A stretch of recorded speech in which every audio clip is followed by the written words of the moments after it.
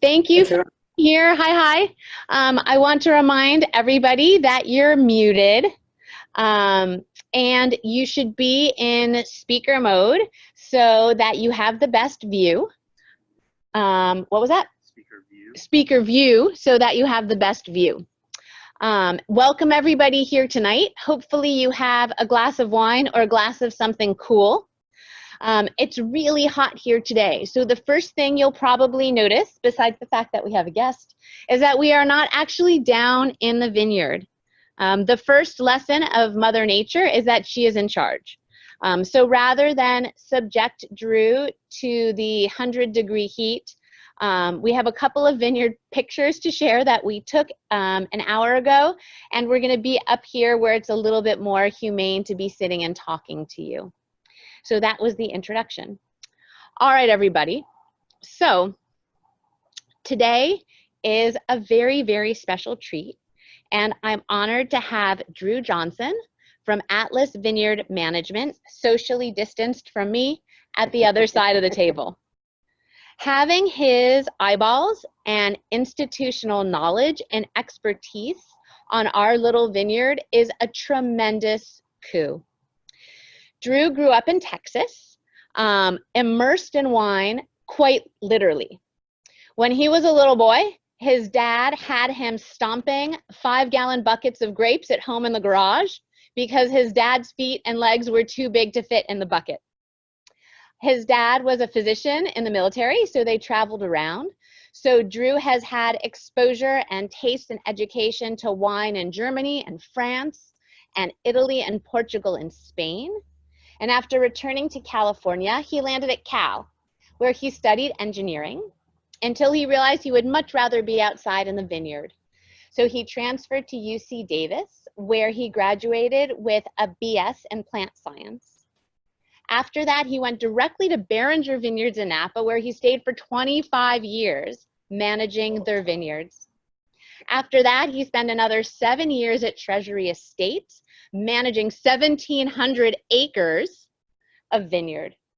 And after that, he joined Atlas Vineyard Management. And Atlas Vineyard Management, as a personal favor, helped to oversee our inaugural years at Torrey Hill, including all of the original replantings that we did. And since then, Drew's colleague Lucio has taken over in the vineyard for us. So thank you very, very much, Drew, for being here. You're most welcome. Thank you. Chewy? Chewy's getting And it. Chewy is getting into the action too. So I'm going to start by having Brian share a series of 3 pictures from the vineyard, and we're just going to kind of start with a macro view here. So give Brian a second as he shares his screen. The tech wizard behind the scenes. Exactly. So if you see that first picture, this first picture is showing exuberant canopy growth. We see it. Okay. Yeah, we see it. Okay, so Drew, that's the exuberant canopy growth. That is, yep. Either you're shrinking or your vines are growing. Picture number 2. Small cluster. So photo number 2 is, oh boy, some places we didn't have great set. Yes, that is a thin cluster. A thin cluster. Okay, and photo number 3 is a robust cluster. Okay, Brian's getting there. Perfect, robust cluster. All right, can you take us back to speaker mode? And I'm going to talk one more second before I hand it over to Drew. So we're going to start a little bit macro, just sort of talking about the 2020 growing season. So we started with a dry winter. We had a warm February and March. Then we had some potential frost events in March. It wasn't frozen here, but we did put on the frost sprinklers. We had some spring rain. Then it got warm. Then we had bloom starting, April 24th in parts of Windsor, starting around here, May 2nd with rare bloom. Then it got cold again, and then it rained. And here we are at 100 degrees. What does this portend for the 2020 harvest? Oh, that's everybody's best guess.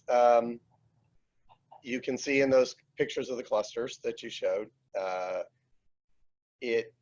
whenever we get hot and rain, it affects flowering. So the really thin cluster had poor set. The flowers didn't get pollinated, didn't become fruit. and I think it's going to be very hit and miss, which in my twisted grower spectrum of things is not a bad thing for the industry the way it sits right now. Right. A lower crop this year wouldn't be the worst thing in the world for us after having two pretty good yielding years in 18 and 19. Yep. So from a quality perspective, though, it really doesn't play much of a role. It's what happens from when the fruit sets to when we pick that really determines the quality of the berry and the wine that you get. So all of that exuberant canopy growth from all of that moisture in the soil, does that present any challenges for us going through the summer? A little bit. It's going to make your, Brian, cover your ears. It's going to make your canopy management costs go up a little bit. You know, when Mother Nature does things like that to you, you have, our job as farmers is to make the adjustments to get the vines closer to where we want them to be. You don't want to completely override her, because that does away with the whole concept of terroir in my mind. We want vintage variation. We want site variation and things like that. We could farm everything to make it look exactly the same no matter where it was, and I think it'd be boring for the wine world. Right.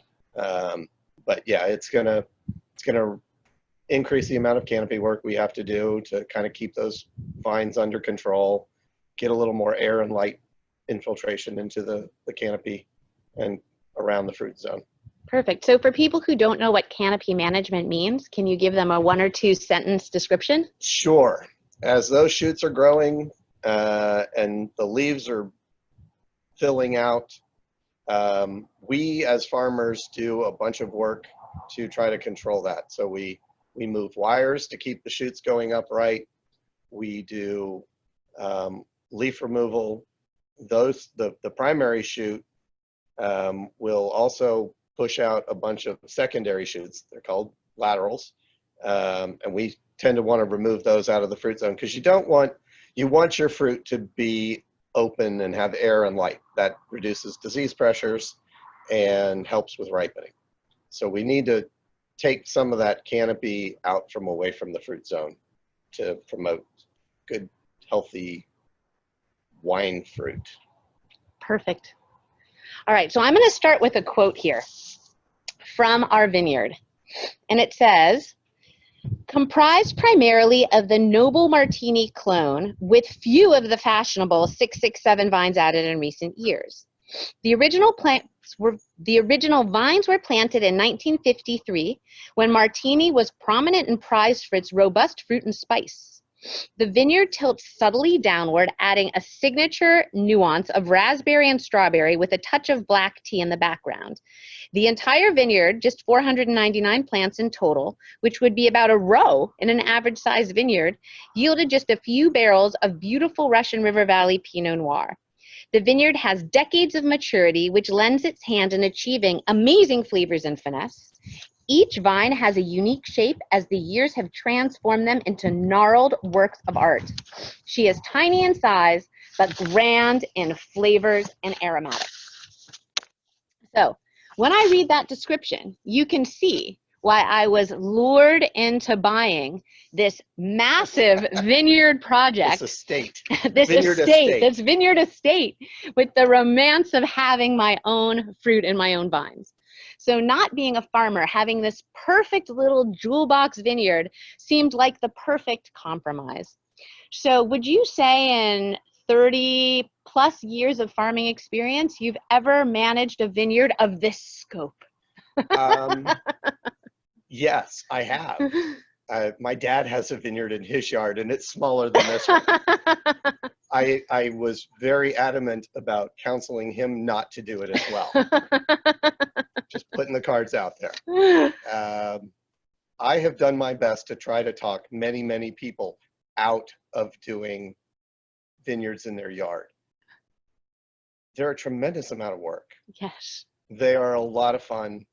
They're I love working in the vines. It's what I do.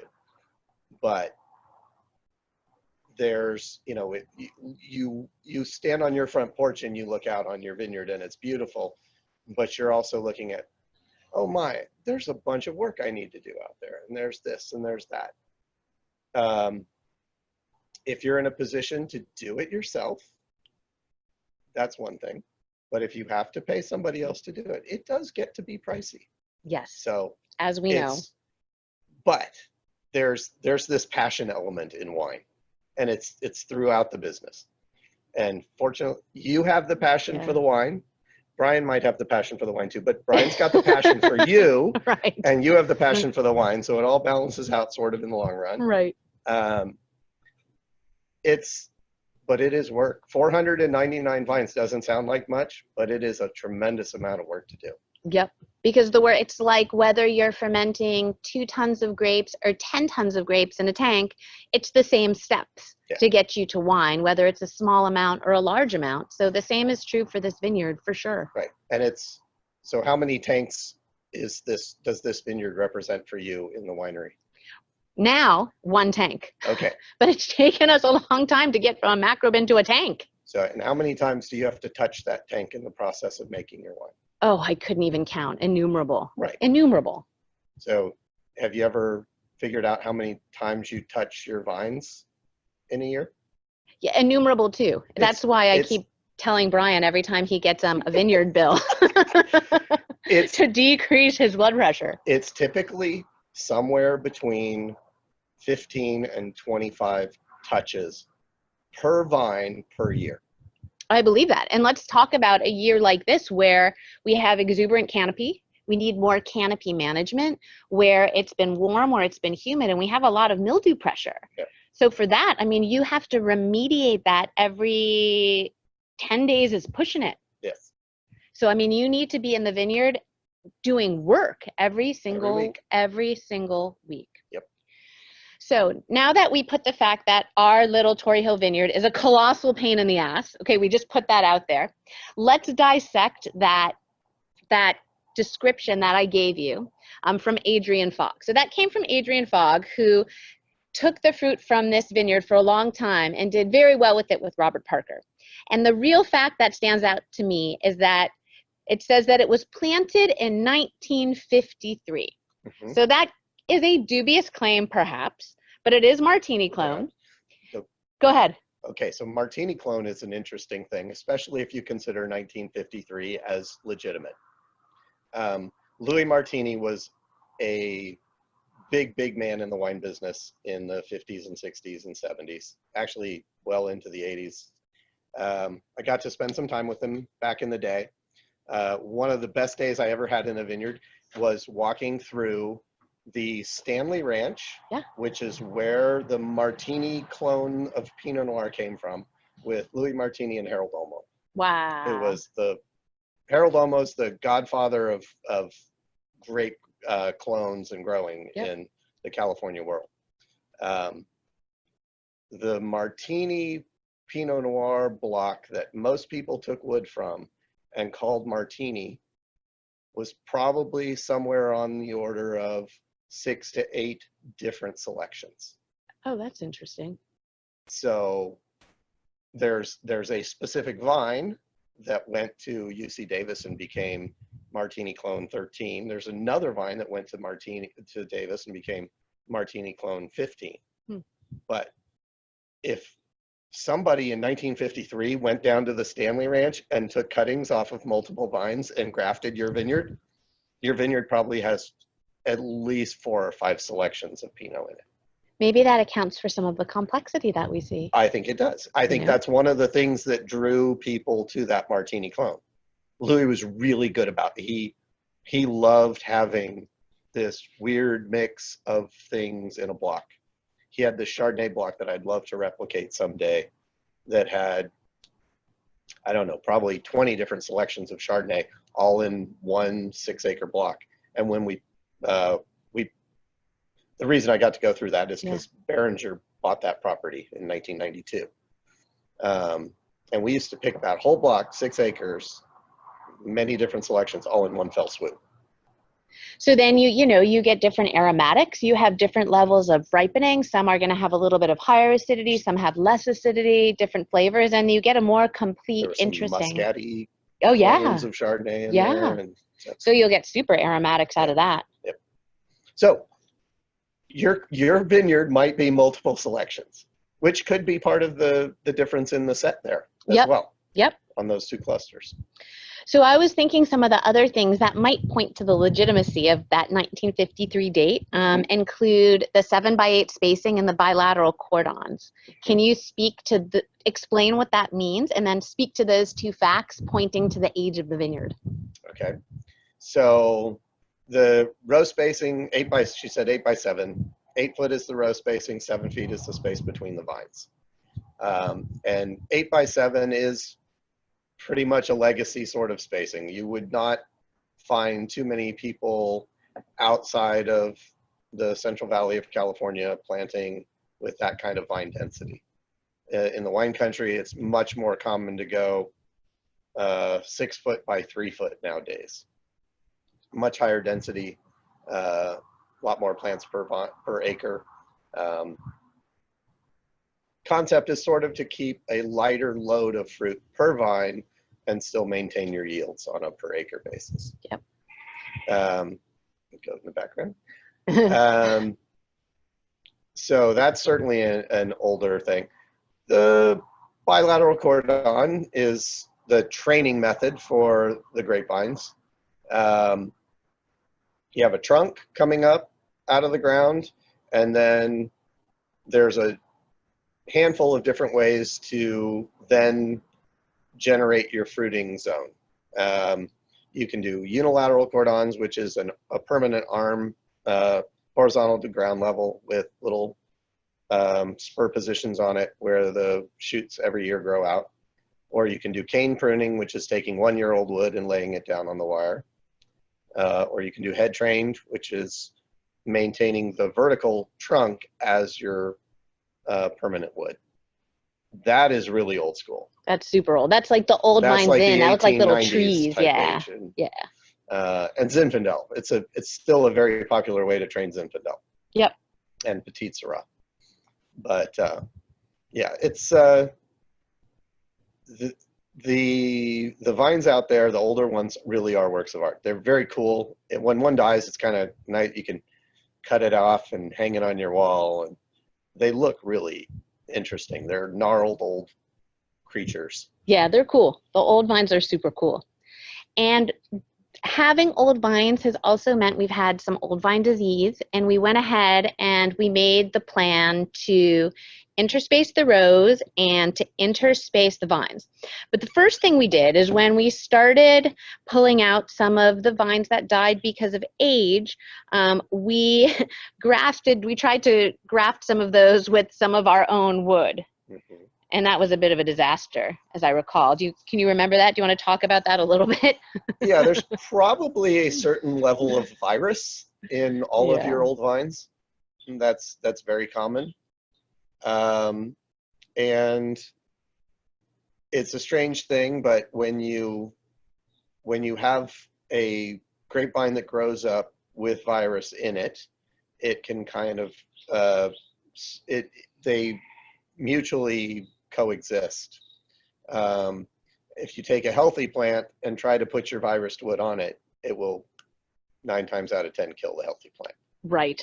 So, yeah, that was difficulty number. I know, like number 2 or 3. It wasn't the first difficulty. Wasn't even the first. Oh. Whoa, Chewy! Chewy. Hey, the first. Hold on here. Hold on, Chewy. Hey, Chewy. I don't know what Sorry, I did, guys. I'm sorry. I apologize. You scared the crap out of me. Come here. You're going inside. Yeah, inside he goes. So I think the first difficulty was actually the ATV.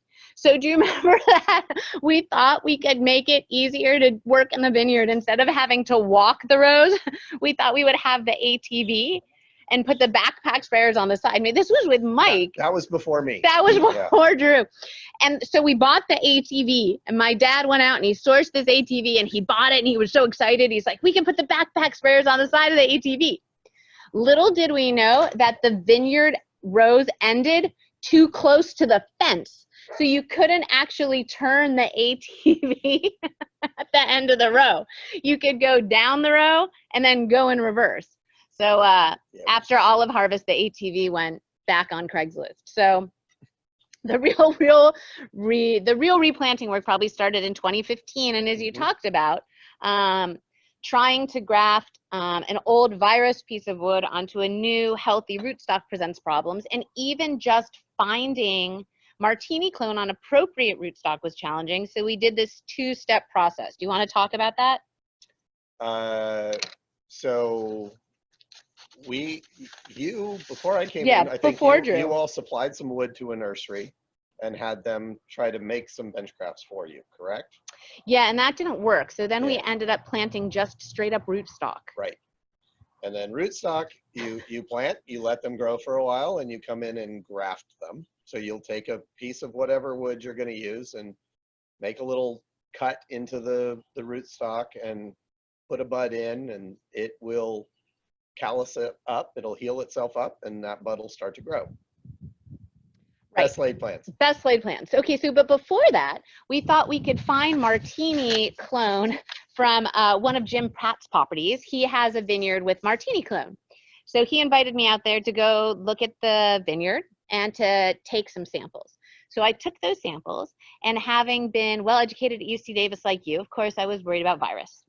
So I took Jim Pratt's vines, which we thought were clean, and we sent them to Annalise at AL&L. And they came back with virus. And the grower, Jim Pratt, was shocked because he didn't realize he had virus. So that further delayed things. And then we went to another one of his properties, and then we were able to get clean Martini clone grafting material from the second site. But adding all of those vines, interplanting the rows and interplanting the vines meant we were adding 1,500 vines to a 500 vine vineyard. So we had to redo all of the irrigation. Yes. Which required irrigation lines and power. Yes. And you asked me about that. Yes. Well, this is a household property, right? Right. There's septic, there's water lines running for landscaping farther out past the vineyard, there's power to the front gate, there's all sorts of things that if you call USA, the underground service alert people, they don't know because this is all homeowner done. So we had to dig very carefully to trench lines in, and we still ended up cutting through some power. We cut the power to your gate, as I recall. We didn't hit the septic field, which is good. I'm happy about that. No, you didn't hit the septic field, but there was the day that I emailed you, panicked. Oh my God, we can't flush the toilet. Yes, because you had no water. Because we had no water, because there was a leak in the vineyard. Well, you have a small water tank. Yes, we do. And we now quadrupled the number of vines that you have. Therefore, you've essentially quadrupled the amount of water you put out when you turn on your water system. Yep. And, the difference between putting a 500 gallons an hour out of your tank and 2,000 gallons an hour out of your tank is dramatic from a plumbing perspective. Yes. So, yeah. Yes, especially when you have kids flushing all day long. Yeah. So, hopefully that is all somewhat remedied now. It is. So what we do is we only water 1/4 of the vineyard at a time. Yep. So just on a cycle. Yep. So we'll do north one set of rows, then south one set, and then north the other ones, and then south the other ones. Yeah. So what is a set? In your vineyard, it's every other row. Yep. And every other vine right. within the first rows. Because that's what happens when you have a vine that's potentially 50 years old with a 50-year-old root system and a vine that's 4 years old with a 4-year-old root system. Yep, that's right. So we had to have all of the new plants on their own irrigation system. So just to make that clear, because I know it was a little bit confusing, we had row with old vines, and then in between the old vines were baby vines. So those were on a different irrigation system within the row. And then the row next to that was all baby vines. So it was on the same irrigation as the baby vines in the first row. So we had this very complicated, convoluted, i.e. expensive irrigation system that we put in. But everything's growing now, so yes. We're happy for that. Yeah, the vines look good. The vines look good. Okay, so do you remember the frost sensiphone? Yes. I do. I don't know why you have that. because it's set up to our landline on our phone. Yes. And our landline doesn't work when it rains. So this is a device that is out in the vineyard, and when the temperature drops below, say, 34 degrees, it is supposed to make a phone call to somebody, usually one of my people, so that they can come out and turn on the sprinkler system, which you have to monitor even more closely, because a drip system puts out somewhere around, 2,000 gallons per acre per hour, and a sprinkler system puts out much, much more. So that would drain the water tank really quickly if we ran the sprinklers for too long. Yep, that's true. And even with frost, when we run it now, we run it on the south side for 20 minutes and turn it off. And then we run it on the north side for 20 minutes and turn it off. Yeah. And we go back and forth between them. And this year, luckily, even though we had a bunch of frost alerts, we didn't actually hit 32 here. Yeah. And just out of an abundance of caution, at 34, I turned them on. Yeah. And we left them going back and forth. But, we have a big commercial vineyard right behind us with giant wind machines. And I do think, in my mind, we get a little bit of a benefit from that. You also have the benefit of a hillside. So cold air flows downhill. And your cold air is going to be running down onto your neighbor's property. We planned it that way. It's definitely a good idea to keep the underneath those olive trees fairly clear, so that air can move out. It doesn't get trapped here on your vineyard. Yep. See, it's another, and then the olive trees. We can have another whole seminar about the olive trees. Oh my goodness. Yeah. How's your olive oil production these days? We have actually, the fruit set looks pretty good, but the olive tree set this year looks terrible. Okay. We had so many blooms and the rain just really hit it. It's not a bad thing. Yeah. As we all pick it by hand. Okay, let's see. I definitely know I had a few other topics in here that I wanted to talk about. Let's see. Okay. So dialing back to 2015, when we did do the big replant, adding 1,500 vines, as Drew explained, we planted rootstock, and that's the roots that are under the ground that you don't see. And then that gets grafted with Martini clone Pinot Noir, and that's the part that you do see. So the analogy I use is putting this together like an outfit. You have pants and you have a shirt, and you tuck your shirt into your pants, and that's sort of like the graft. So you pick your rootstock based on the soil and the terroir in your vineyard. Do you want to speak to that just briefly? Sort of the idea of picking rootstock? Sure. So every soil is different. Every vineyard location is different. Depth of soil, texture of the soil. Is it sandy and has a very low water holding capacity, or a nice clay with a heavy water holding capacity? We now have many rootstocks that we as an industry use to kind of mate up the potential vigor and growth of a site with the variety that we're going to put on top of it. There's some varieties that you want to try to keep the vigor low. Syrah, Cabernet, Pinot Noir, all of those. There's some that you just can't. Chenin Blanc, Sauvignon Blanc, they grow very aggressively and very big, and you need to have a rootstock underneath those that is going to support that growth that you get out of the top. So when I started in the industry, there were really two rootstock, AXR and St. George. And my first years at Behringer were doing a whole bunch of rootstock trials, and nowadays there's probably at least 30 different rootstock that are used in high quantity, depending on the site. Our Zin is actually planted on St. George up in Rockpile. Okay.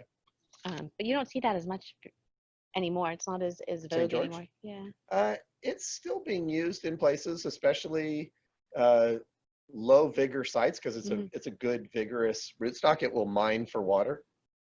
And so if you're looking at a very dry location and you don't want to use a lot of water, or you don't have a lot of water to use, St. George is a great rootstock to use. Yep. And actually, just off topic, that Zin is dry farmed. Yeah. So it's a good choice. So after we grafted the vines, some of those vines didn't take. So we ended up having to replant the replants with Uber vines, which was the next year. So can you talk a little bit about what an Uber vine is? Yes. So typically, if you buy a rootstock or a bench grafted vine, they're about 14 inches long. There's about 12 inches of rootstock, and then 2 inches of, if it's a grafted vine, 2 inches of your scion material, so Pinot, Chardonnay, Cabernet, whatever, grafted onto the top. And you plant that in the ground, and your Cabernet wood, or your Pinot wood in this case, is right down above the ground level.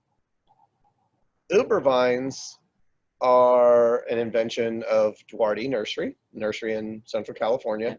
And they use a 28-inch piece of rootstock and graft Pinot onto the top of that. So you get a vine, it's not any more mature. It's the same age as a standard bench grafted vine, but it's much taller. So you don't have to spend as much time and money training it up your stake. And it makes you, as a grower, it just makes you feel good to think, when you see all those short, tiny little vines just up off the ground, you think, oh my, I've got such a long way to go before this vineyard does anything. And you plant an Uber vine, and it really doesn't advance that timeline at all, but it makes you feel better about it. Right. Which is really important. And the thing that's important for Brian to know is that the Uber vines are, what, 3 times, 5 times as expensive? No, they're about twice. About twice as expensive. And I actually just picked up another, gosh, what was it, 140 Uber vines in a replant this year, I think? Yeah. We did another, you know, we need to old work on vines. Your Pierce's disease I issue. know. We did. We pulled out all the guys with Pierce's disease. So I guess that's the last thing. How are we on time? 5:34. So the last thing we'll sort of talk about is having old vines means that you have old vine disease. So we have, given my interest in microbiology, I've always sent all of our vines off to have DNA studies to see what diseases we have. So in our old vines, we have had Eutypa, Botryiospora. Those are both trunk diseases that cause dieback. Blackfoot disease. We've had some evidence of virus, and more recently, we've had a few scattered vines with Pierce's disease, which is endemic in Sonoma County. Yes. I think it peaked in 2014 or 15. It kind of laid low, and now it's coming back. It is a cyclical disease. Nobody knows why, and we have studied this for a very long time. But it is a bacterial disease that is vectored by a couple of different insects that we have around here. And it gets the insect and injects the bacteria into the plant, and then the bacteria moves around a little bit and grows, and it plugs up the xylem, the food elements of the plant, and the feeding elements of the plant. And they basically dehydrate and dry up and die, which is sad. Yep. So we have very few of the original old vines left. We do still have some, but they've suffered a lot of trunk disease. And in addition, some of our new vines had suffered from Pierce's disease. So I guess the take-home message is it's a never-ending 2,000 vine project. As much as we love Brian it. Poor Brian in the background. All right, so I guess why don't we field a couple viticulture questions if people have them before we get into tasting wine? Does anybody have questions? And I'll let you. Oh, Brian has some. Go ahead.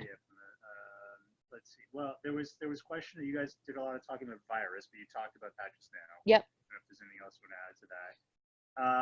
Has there been very much variation in sugar levels versus ripeness over the years? You've owned the vineyard. If so, is it always a function of the weather, or are there other factors that influence ripeness? Do you want to take that, or should I?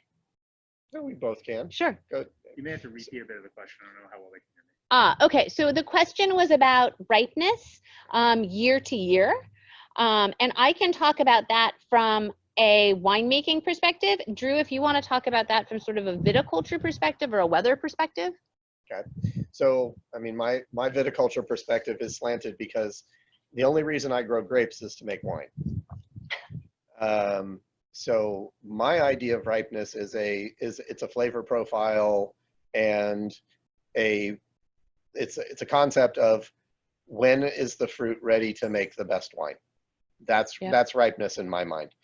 From a purely farming perspective or a vine perspective, ripeness is when the fruit is far enough along that the seeds have matured to propagate that vine. And that happens far earlier than what we as a wine industry want. Right. So for me, I try to harvest in the 24 to 24.5 range for this vineyard. I'm really looking for a classic Russian River profile. So I am looking for more of that black cherry, the cola, all of those flavors. I'm always, of course, looking at phenolic ripeness, as Drew talked about. I'll go and I'll taste berries and I'll spit them out and look at the quality of the seeds. Are they cleanly separating from the pulp? Are they toasty? Chew on the skins. How do the tannins taste? And I think one of these Zoom conferences, there was a little graph at the bottom showing historical harvest dates for Torrey Hill. This is an early ripening vineyard. There are years where I've harvested in August. Notably, I think 2015 was one of those really early years. We've talked about the fact that within the Russian River Valley, this is in the Mayakama neighborhood, and we have a little bit less of a cool fog influence than some of the other vineyards that sit a little bit further west than we do. So we can control the idea of ripeness in the winery and the sugar level by picking when we hit that sugar level and picking before a heat spike, or if it gets really hot and we think it's going to rain, or we can irrigate a little bit to dial that back. So we have ways to mitigate that so we can have a sense of consistency through the wines over time. But of course, Mother Nature always has something up her sleeve. Yeah. So I have not been in your vineyard during harvest in the last 2 years. How is the flavor and the sugar profiles in the fruit between the young vines and the older vines? Has it been pretty dramatic? Yeah. Oh yeah. Because the younger vines are going to ripen so much sooner. Mm-hmm. So we've just been taking the young vines, obviously, as they've been ripe, but it's been nice because some of the older vines can bring a little bit more acidity to the table, which is really nice because Russian River can have that tendency to sort of push itself into being too candied and too confectionery. So having those old vines with higher acidity can help us to dial that back. And I think it's been really helpful. And more maturity of flavor, right? More layers. Like the younger vines, you get more of a sort of a tutti fruity kind of flavor profile. Not as much gravitas, not as much nuance. Yeah. We talk a lot about trying to farm things to get fairly uniform vineyards, but the last thing you want is a vineyard where every single grape tastes the same. You want some variation. And if you tear a cluster apart, like take one cluster and pick off every single berry and did a sugar sample on every single berry on it, you'd find, that cluster might be at 24.2, but you'll probably have berries on it that are anywhere from 22.5 to 26.5.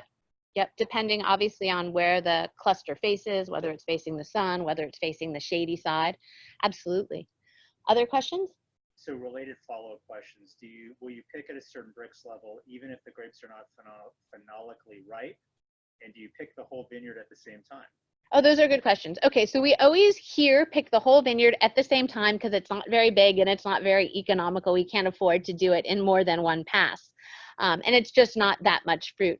Luckily, we haven't had huge disparities between the phenolic ripeness and the sugar ripeness. If anything, sometimes I get it to the winery and I think the acid is going to be higher, and then I'll send it off to the lab. I'm like, oh, shoot, I wish I'd picked 48 hours ago. The acid's lower than I thought it would be, if anything. But that's a really good question. There's a question about fog and diurnal temps here and wind versus Petaluma Gap and San Lucia Highlands and some of the other places you've talked about. Sure. Do you want to take that one? Sure. I mean, so all through this area, we are a breezy neighborhood. I wouldn't say windy, but it's breezy. But you've got a fairly sheltered piece of property. You've got trees all around, so I wouldn't think the wind in the vineyard is ever a dramatic effect, but the effect that it has on climate as a whole here is important. I mean, all through the north coast of California, the wind is bringing in the influence from the ocean. And that's why this is such an awesome place to live. We have great diurnal flux. It's 95 degrees right now, but at midnight, it's going to be somewhere around 60, hopefully 50. I like it to get down to 48 at night. Yep. That's my preference. And it's supposed to be that on Saturday. Yep, it is. So, and the wind is a big part of just bringing in that coastal influence as a whole. Yep. I think we probably get warmer here than we do in the Petaluma Gap, and certainly warmer here than Santa Lucia Highlands. And I think our overnight lows are probably comparable to Petaluma Gap, not as cold as Santa Lucia Highlands, and definitely the wind is not as much of a factor. So when you're in Petaluma Gap, when you're at Gap's Crown, at like 3 o'clock, 4 o'clock, the wind just comes through. Yeah. It just picks up, it's rustling your hair. And in Santa Lucia Highlands, it comes in at like 2 o'clock and causing like a windstorm through the valley. It's not that intense here, but we have a breeze here now. Yeah. A breeze, but I wouldn't call it a wind. But that's a good question. It sort of puts things in perspective for all the different AVAs. I do have another question Sure. here, but I think we might want to pour a glass of wine before I ask it. Oh, well, let's do that. So let's start with the 2012 here. And I know you only have one glass, so if you want to dump something over your shoulder, that's fine. So just a reminder, here we go. Here's the inaugural 2012 vintage with the levitating, famous levitating Dexter. Do you like my label? So for COVID. For Drew. So for Drew, this is what we're going to be doing when we have tastings at the winery as well. This is an annoying topper. Pre-pouring for Drew so that I'm not touching anything that he is going to be tasting or having in his glass. So it was just out of an abundance of caution. So 2012. 2012. Off of this property? Off of this property. So how'd you get this? So this was the 2012. So we bought the property in the fall, and we didn't actually move into the site until after harvest, but because we owned the property, I was able to take the grapes in 2012. Okay. So this predated Atlas. It had been cared for by a guy who was taking care of a few small vineyards. And actually in 2012, I remember it being a huge crop, coming out here when we owned the property, dropping clusters myself because I didn't think they were going to ripen, and the crop load looked so big. So for me, definitely there's a red fruit quality for sure, baking spice.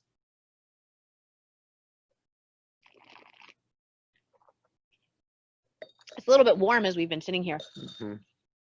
But still, I think it's got pretty balance and nice texture. That's beautiful. It's nice and delicate. Yep. The aromatics are really pretty. They are. Okay, I'm going to ask you the question now that you've had a Okay. swallow of wine. There's a question here about organic farming methods. Do we practice them, and why and why not? Woohoo! My favorite. Do you want to take this one? How long do we have? So it's not organically farmed. We are sustainable. But we actually are certified sustainable. You got Yes, we got 1/2 acre certified sustainable. It would be 0.68 acres. But yeah, we are actually certified sustainable through Fish Friendly Farming. I Nicely filled out done. all of the paperwork, and I just actually renewed it last month. So I have, Yeah. I have my, in addition to working for a vineyard management company, I have my own vineyard, and it's not certified anything. But so organic farming, biodynamic farming, I know there's a lot of discussion around those these days. I believe in smart farming. There's elements of the organic programs that I like. There's small elements of the biodynamic concept that I like, although it's a much bigger stretch. No comment. But we try to do as soft an impact on the land as we possibly can. And Kirith and Brian are much like my family. I live in the middle of a vineyard. The last thing I want to do is dump a bunch of stuff that I don't want my kids running through all day long. Right. So we practice pretty soft chemistry, and farming practices over chemistry whenever possible, things like that. Yep. So, and there are organic treatments for vines that need to be applied more often. So you also have to think about what is the footprint of a tractor, what is the footprint of a guy who's driving stuck in a cab who has to spray more often, even though it's organic and it's safer and it's better, but not necessarily so. no. And the exposure of people who are out there spraying things on a more regular basis. And resistance, disease resistance. And some of the things that you are allowed to spray in an organic program, I think are, they have environmental impacts. Copper Yep. has a huge environmental impact. Yep, and that's a big piece of Bordeaux and it is spray. a huge part of organic farming. That's right. So, but to each his own. Farming methods in that way are much like religion. You practice what you believe in, and you do it as best you can, and you follow your heart, and you're going to be okay. Right, right. Yeah, and we have kids and dogs and people running through the vineyard. So yes, you need to take care of your vines so that you can mitigate pests, but you also can live with a certain amount of pest pressure too. That's part of integrated farm management and your integrated pest management program. So I really do believe in sustainability, making sure that we have a vineyard to hand down to our grandkids and their kids. Yeah. And you do that by thoughtful farming as opposed to putting a label on it. Yep. So, all right. So here, definitely with the 2012, lots and lots of baking spice, pretty aromatics. I think there's still nice acidity to it too. Yeah, it's very much a Pinot Noir. It's Yep. got that nice cola. Yep. It's got a little bit of that mushroomy background to it. It's got most of what I would look for in a Pinot Noir. Yeah, totally classic Russian River, right? Yeah. Pick it out of a hat. Okay, so we do actually, Brian got us multiple glasses. So here we have the 2017, which is the current vintage. Oh, right, Drew, you have your own. I have my about own. to reach over. I put on this topper so that I could easily and safely pour into your little bottle without touching anything, but it really is trying my patience. Took me a long time to fill up Drew's little 125 ml bottle. Doesn't do 1 ounce pours. I don't do 1 ounce pours. Definitely, this is, I think, a little bit more perfumed. More floral to me. Yeah. More floral, less baking spice, overtly, I think. So was 2012 your first foray into winemaking? No, I started in 2009. Okay. But I pretty much in 2012, I picked up this fruit blindly. So this vineyard had gone to Adrian Fogg, to a commercial winemaker for a while. Well, we don't know what happened in 1953, but if you were to search online on Wine Searcher for wines that came from this vineyard, it was used by Adrian Fogg for a while. And then the property turned over hands, and then the people we bought it from just had it as a vanity project. So they were making wine for themselves. So the winemaker, it was not made with a ton of care. Yeah.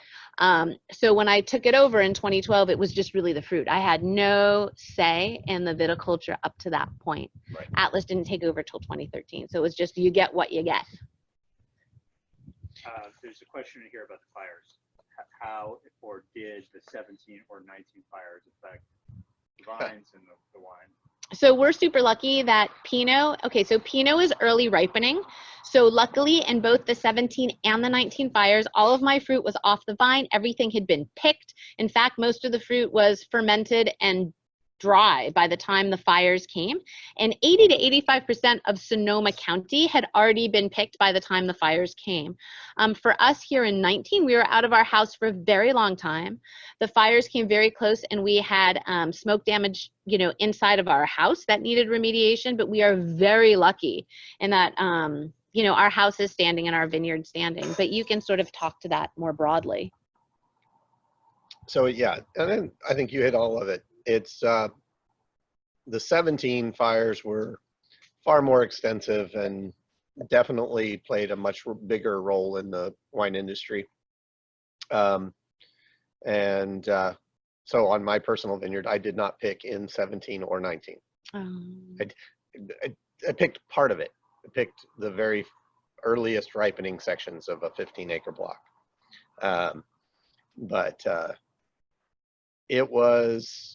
It's not again, we're growing to make a sensory consumer product, and so it's just not worth the risk trying to pick fruit that has been exposed to smoke.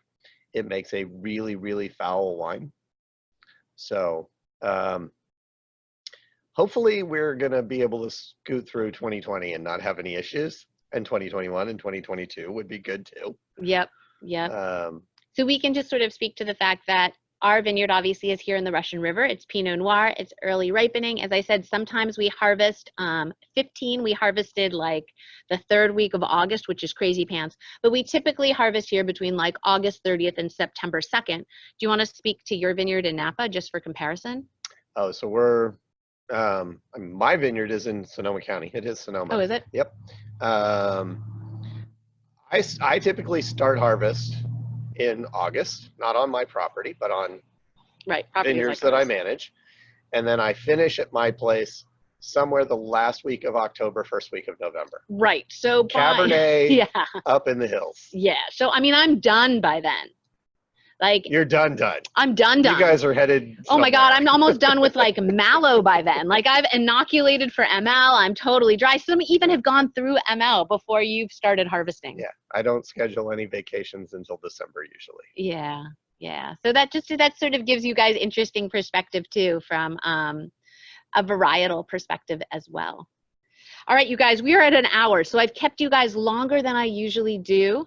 And to everybody who joined me today, I'm going to raise 2 glasses with you and say thank you so much for your time today. Drew, thank you for being here.